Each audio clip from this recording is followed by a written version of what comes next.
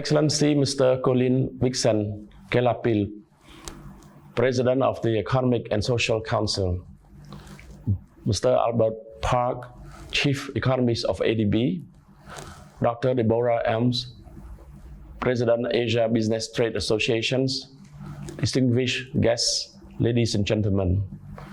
Very good afternoon from Cambodia. First and foremost, I have great pleasure and honor to be invited to deliver my keynotes on regional supply chains and connectivities at the 78th sessions of the Economic and Social Commission for Asia and the Pacific. Indeed, it has been 2.5 years since the world has started to live in a new normal. Not only has the global spread of COVID-19 affected public health, endangering lives of our people, but it has also plagued regional and global socio-economic development, including supply chain and connectivity. However, we need to focus on how to turn all these challenges into opportunities. In this regard, I would like to contribute my humble views to the discussions as follows. On regional supply chain resilience, I am of the view that no unjustifiable restrictive measures in disguise shall be imposed and sustaining open and liberalized markets for trade and investment. This is to ensure that free flow of goods and services is imperative. It would necessitate collective efforts and strengthen regionalisms and multilateralism. Cambodia, on one hand, has been working closely and actively with other members of the ASEAN and the WTO to ensure that there will not be trade restrictive measures imposed to disrupt the free flow of foodstuff, medical supplies, and other essential goods across borders. On the other hand, we join with other countries in committing to an open, connected, inclusive and more deepened regional and global economic integrations. As the chair of ASEAN for 2022, with those 19 priority economic deliverables, Cambodia will promote, accelerate and harmonize efforts to revitalize all sectors to build a sustainable, inclusive and resilient ASEAN communities at the post-COVID-19 crisis, which in line with the theme ASEAN Act, addressing challenges together. ASEAN has also committed to work together to find solutions in mitigating the impact from current global crisis and to keep ASEAN region connected.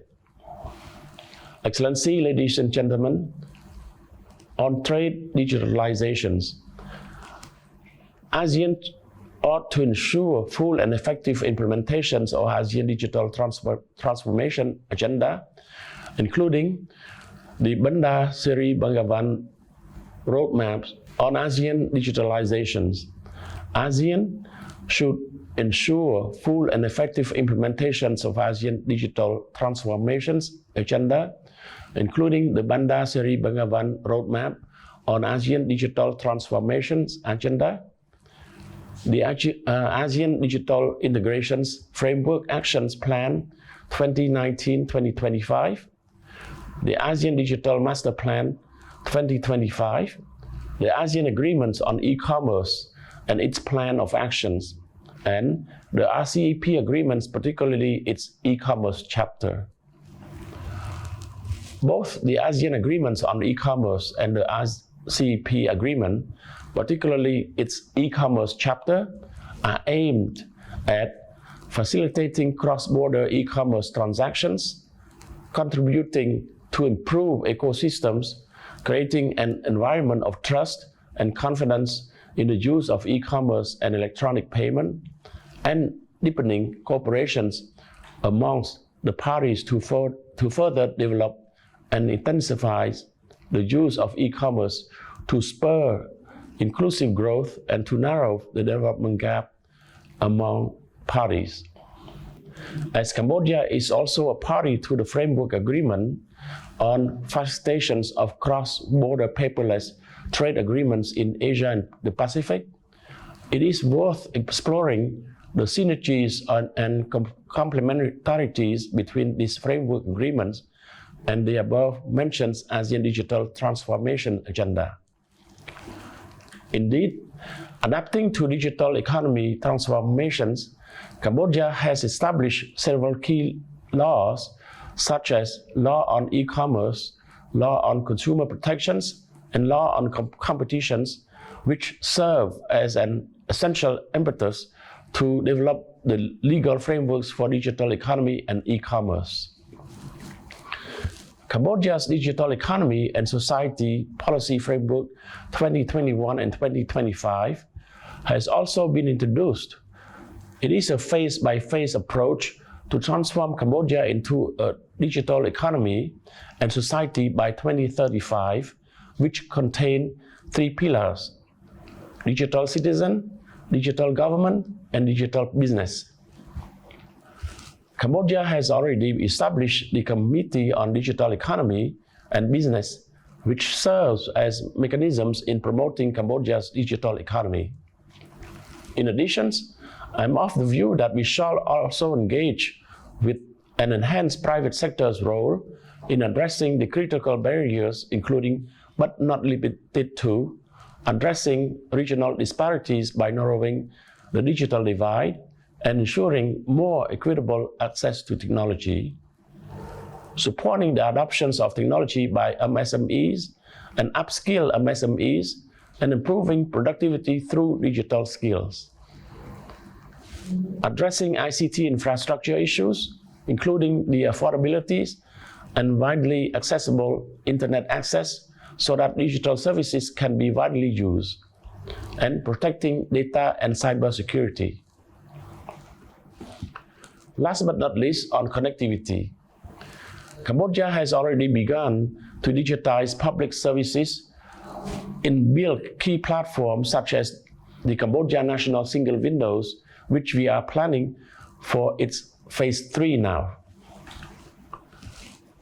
The National Single Windows provides interlinked digital public services platforms from various ministries and agencies for businesses to conduct trade. It also enables electronic submissions, increases transparencies and traceabilities, and offer zero charges for using. This, in turn, creates a user-friendly platform favorable for the current situations of pandemic and also contributes to reducing compliance costs. This is not only part of the ASEAN Single Windows initiative, but in direct response to the provisions of the framework agreement. At the bilateral level, Cambodia has signed several free trade agreements which cover chapters on connectivity and promotions on value chain. At regional level, Cambodia, along with all other ASEAN member states, has also joined the ASEAN Single Windows live operations, which further expedite cargo clearance, promoting ASEAN trade facilitations and economic integrations by enabling the electronic exchange of border trade-related documents among ASEAN member states. Excellencies, ladies and gentlemen, I would like to conclude my keynotes by expressing my appreciations to the ESCAP for inviting me to these important discussions. May I wish Excellencies, colleagues, and all participants fruitful and satisfactory deliberations. Thank you for your attention.